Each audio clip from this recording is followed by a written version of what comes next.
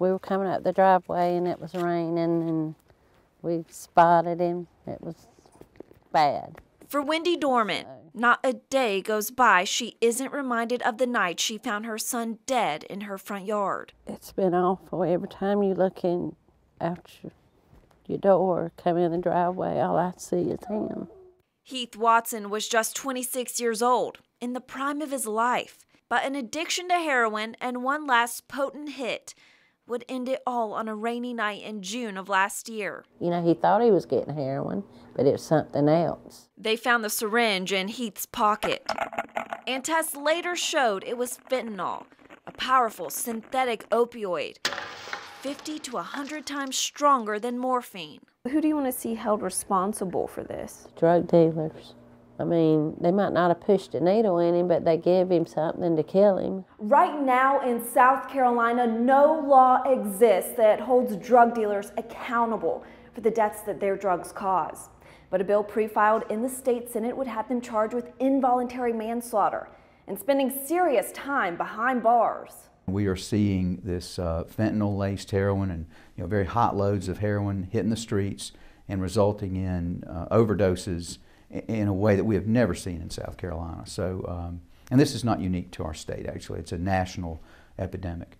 But that has, I guess, uncovered the need for a charge that will fit that type of conduct. Conduct that resulted in more than 100 deaths in Horry County alone this past year. And the Horry County coroner says opioid abuse has grown so much that overdose deaths have far exceeded the number of homicides involving guns in 2016. When you do these things, sometimes it's a one-way ticket and there's not a second chance on it. Horry County Coroner Robert Edge has seen the effects of the heroin epidemic over and over again. And he finds himself having to explain to loved ones that there's little that can be done right now to hold anyone accountable. We go to a lot of families and we tell them, this is what the situation is.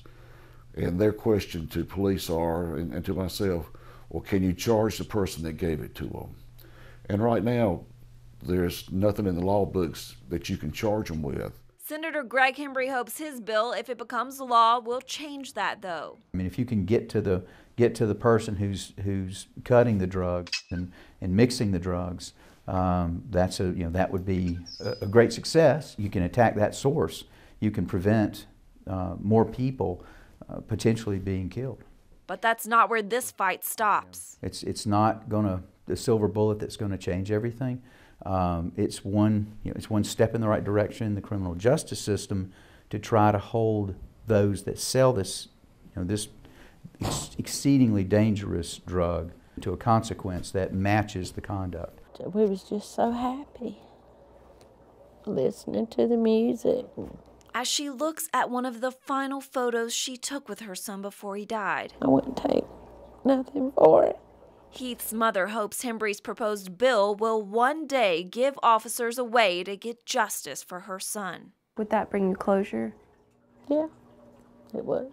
It's not going to bring him back, but it'll help my heart to know that they can't give somebody else something for them to die.